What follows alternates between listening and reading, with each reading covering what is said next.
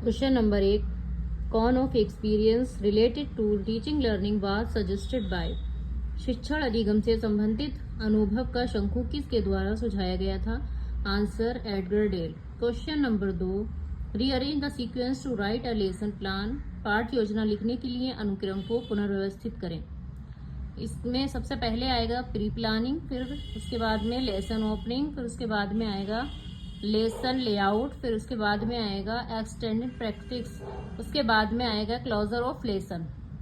Question number 3, the concept of id ego and super ego has been given by. Id ego और super ego की अवधारणा किसके द्वारा दी गई थी। Answer Freud. Question number 4, the full form of AICTE is. Answer all India counselling for technical education.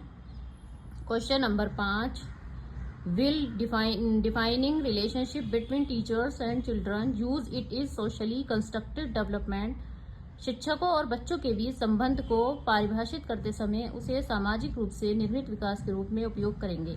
Answer Vygotsky.